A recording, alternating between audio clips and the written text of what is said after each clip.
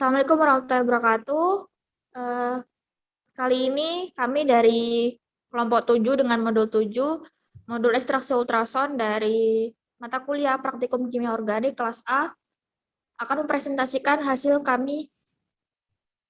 Next.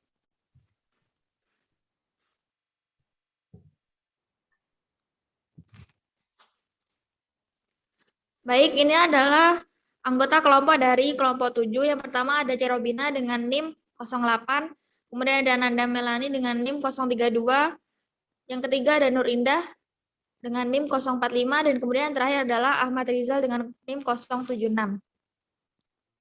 Untuk selanjutnya ada tabel konten. Yang pertama tujuan praktikum, kedua dasar teori, ketiga alat dan bahan, dan keempat diagram alir. Kemudian dilanjutkan dengan analisis dan perhitungan. Yang terakhir adalah pembahasan dan kesimpulan. Next. Kemudian adalah tujuan praktikum akan saya serahkan kepada yang bertugas. Di sini ada tujuan praktikum. Tujuan praktikum pada modul kali ini yaitu yang pertama, memahami proses ekstraksi pada cair menggunakan metode ultrasound. Yang kedua, memahami nilai ekonomi proses ekstraksi minyak dan sumber bahannya. Yang ketiga, menghitung kadar minyak. Dan yang terakhir, mengetahui ciri fisik minyak hasil ekstraksi. Next.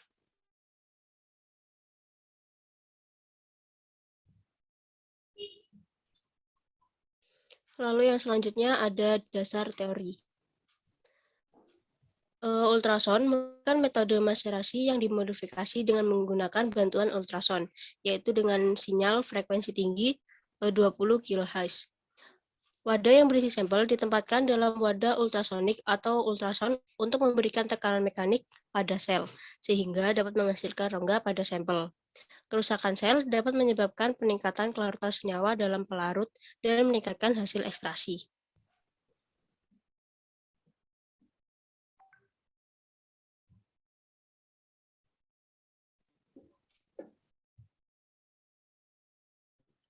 Baik, untuk yang selanjutnya yaitu alat praktikum. Untuk yang pertama yaitu ayakan tepung berukuran 80 mes. Yang berfungsi memisahkan bagian yang tidak diinginkan berdasarkan ukurannya dari bahan curah dan bubuk yang memiliki ukuran partikel kecil dan bahan adonan atau campuran dari cairannya. Selanjutnya. Yang kedua ada labu leher 2 yang berfungsi memanaskan larutan serta menyimpan larutan, dan juga digunakan untuk menyimpan larutan dalam kimia analitik yang konsentrasinya dan jumlahnya diketahui dengan pasti dengan keakuratan yang sangat tinggi. Selanjutnya, nomor 3 ada ultrasonikator yang berfungsi untuk mendeteksi perubahan besaran pada suatu objek, baik perubahan besaran fisik ataupun kimia, dan juga berfungsi mengubah energi dari besaran fisika berupa bunyi menjadi besaran listrik. Selanjutnya.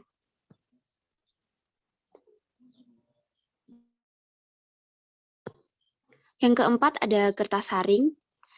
Kertas saring ini berfungsi sebagai alat untuk memisahkan zat padat dari cairan. Yang kelima ada penumbuk yang berfungsi untuk menghaluskan bahan yang digunakan menjadi bubuk. Dan yang keenam ada rotary vacuum evaporator yang berfungsi untuk memisahkan suatu larutan dari sebuah larutan sehingga akan menghasilkan ekstrak dengan kandungan atau konsentrasi lebih pekat atau sesuai kebutuhan. Yang terakhir adalah glass beaker. Glass beaker ini berfungsi sebagai tempat mereaksikan bahan, tempat menampung bahan kimia berupa larutan, padatan, pasta ataupun tepung, tempat melarutkan bahan, dan tempat memanaskan bahan. Dan glass beaker ini terbuat dari kaca dengan berbagai ukuran, mulai dari 50 mili hingga 2 liter. Selanjutnya ada bahan. Ada 2 bahan. Yang pertama daun cengkeh.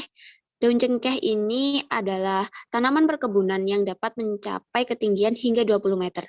Daun mudanya berwarna merah muda terang, lalu berubah menjadi hijau kekuningan setelah tua dan menjadi keras.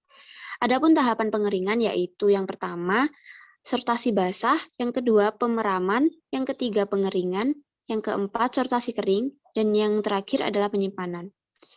Adapun cara penyimpanannya yaitu simpan daun cengkeh di dalam botol tertutup rapat dan di tempat yang sejuk. Selanjutnya,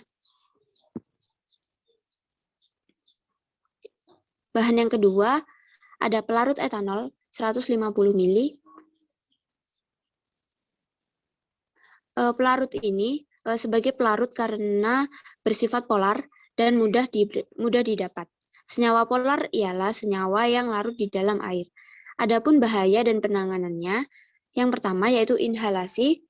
Jadi setelah tanpa sengaja menghirup etanol, segera cari area dengan ventilasi baik agar bisa mendapatkan udara segar. Selain itu, kontak tenaga medis untuk mendapatkan penanganan lebih jauh. Yang kedua, kontak kulit. Orang yang terpapar oleh etanol lewat kontak kulit harus segera mencucinya dengan air hangat serta sabun. Jika iritasi masih terjadi, cari bantuan medis. Selanjutnya, adapun kontak dengan mata tanpa sengaja terkena cipratan etanol harus segera ditangani dengan membasuh mata setidaknya selama 15 menit tanpa henti. Jika tertelan, segering dan menghubungi tenaga medis. Jangan minum atau apapun karena bisa menimbulkan dampak lebih buruk. Memaksa agar muntah juga tidak disarankan karena bisa berbahaya. Selanjutnya, menyimpan bahan etanol ini juga tidak bisa sembarangan karena sifatnya yang korosif. Jadi tempat penyimpanan yang paling disarankan adalah dari bahan stainless steel karena tidak rentan mengalami korosi.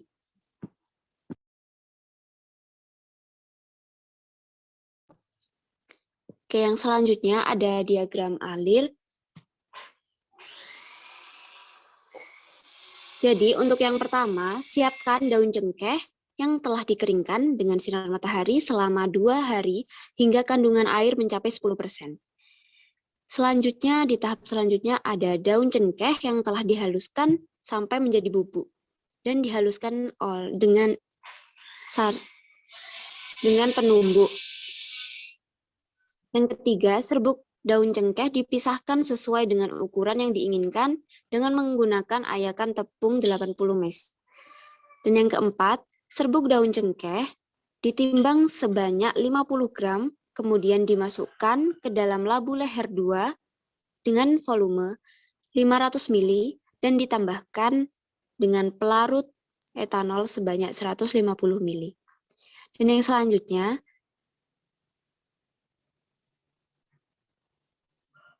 labu tersebut akan dimasukkan ke dalam ultrasonik. Dan ekstraksi gelombang ultrasonik dilakukan menggunakan ultrasonik dengan amplitudo 65%. Waktu ekstraksi diatur sesuai dengan variabel praktikum 10, 20, dan 30 menit. Dan yang selanjutnya, hasil ekstraksi akan disaring dengan kertas saring. Pelarut diuapkan menggunakan rotary vacuum evaporator pada temperatur 50 derajat Celcius hingga didapatkan produk minyak. Setelah didapatkan produk minyak tersebut didinginkan dan ditimbang sampai berat konstan.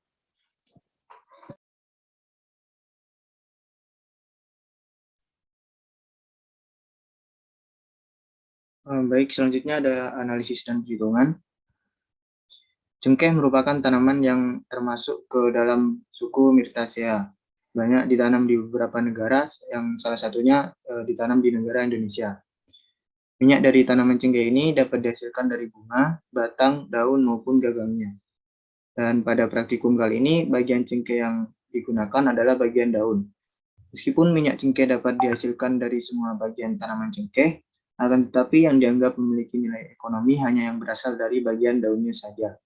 Hal tersebut dikarenakan harga minyak daun cengkeh yang berasal dari bunga maupun gagang dan daun itu tidak jauh berbeda.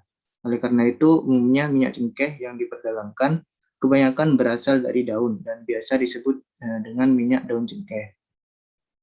Menurut Lutoni dan Ramhayati, daun cengkeh bernilai ekonomis bila daun cengkeh tersebut dimanfaatkan atau diolah menjadi minyak terlebih dahulu.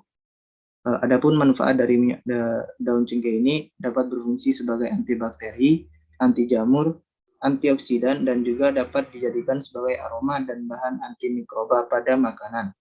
Selain itu, minyak daun cengkeh ini juga memiliki efek terapi untuk asma dan beberapa alergi.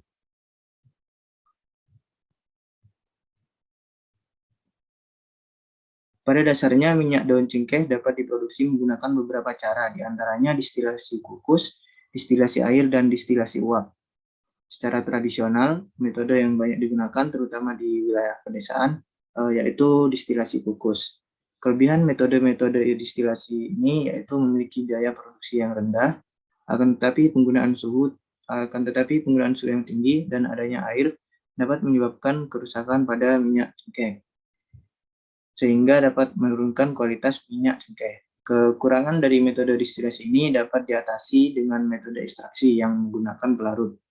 Suhu ekstraksi dapat dilakukan pada suhu ruang dan tidak melibatkan air dalam proses pengambilan minyaknya.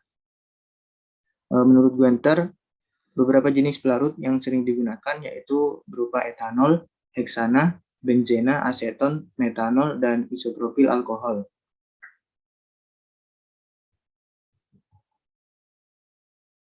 Pada praktikum ekstraksi ultrason kali ini, pelarut yang digunakan adalah pelarut etanol. Dikarenakan etanol sendiri mempunyai titik didih yang rendah dan cenderung aman. Etanol juga tidak beracun dan berbahaya. Selain itu, etanol juga mempunyai kepolaran tinggi, sehingga mudah untuk melarutkan senyawa resin, lemak, minyak, asam lemak, karbohidrat, dan senyawa organik lainnya. Warna minyak cengkeh yang dihasilkan dengan cara ekstraksi menggunakan pelarut etanol akan berwarna coklat tua. Hal tersebut juga disampaikan oleh beberapa peneliti lain, yakni warna coklat mungkin disebabkan karena terekstraknya lebih banyak impuritas dalam cengkeh. Selanjutnya, perhitungan. Perhitungan di sini digunakan untuk mencari rendemen atau kadar minyak yang dihasilkan dari proses ekstraksi itu sendiri. Di mana perhitungan yang digunakan yaitu total rendemen persen sama dengan berat oleoresin dibagi berat bahan dikali 100%. Di mana berat oleoresin sendiri merupakan berat hasil ekstraksi dan berat bahan merupakan berat awal daun cengkeh.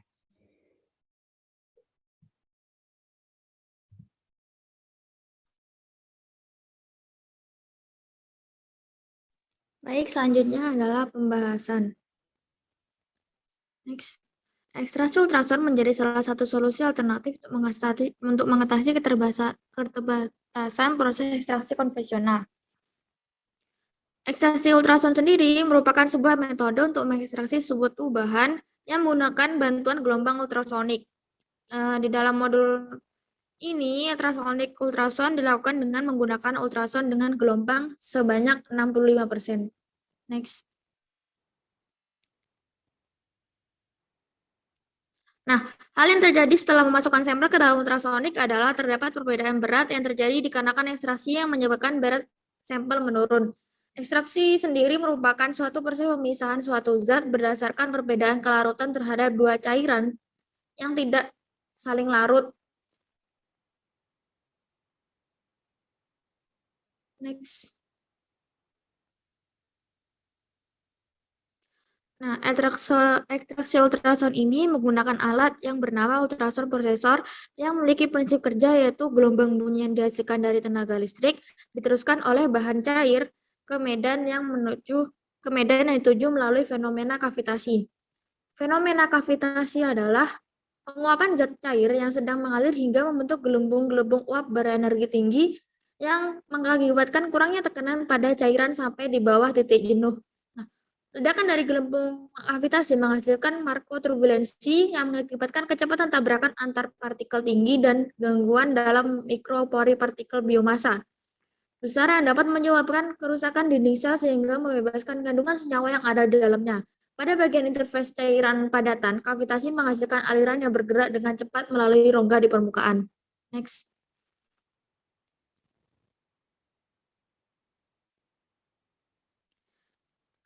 Perambatan gelombang ultrasonik pada bahan yang dekstra menyebabkan dua hal, yaitu gelombang suara yang dipindahkan ke dalam cairan, sehingga terbentuk gerakan cairan searah dengan gerakan gelombang disebut dengan acoustic streaming.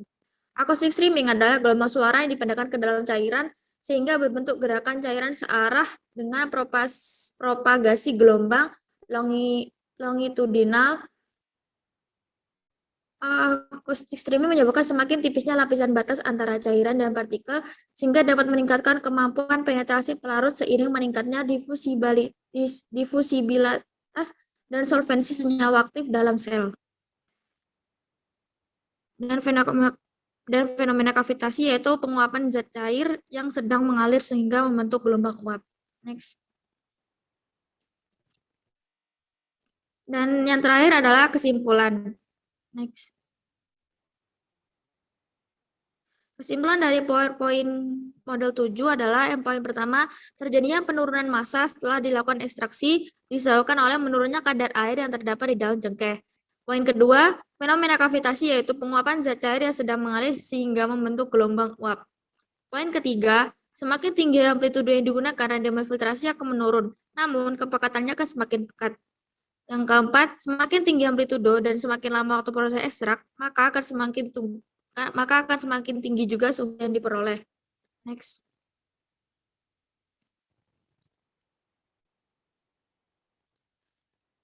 Kemudian, minyak dari cengkeh ini dapat berfungsi sebagai antibakteri, anti jamur, antioksidan, serta dapat dijadikan sebagai aroma dan bahan antimikroba pada makanan.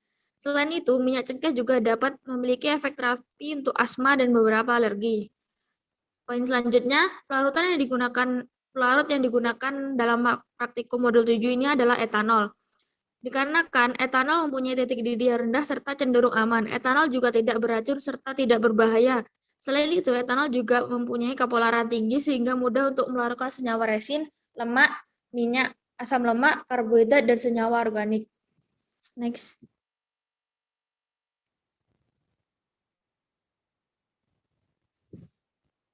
Berikut adalah daftar pustaka yang kami gunakan. Next.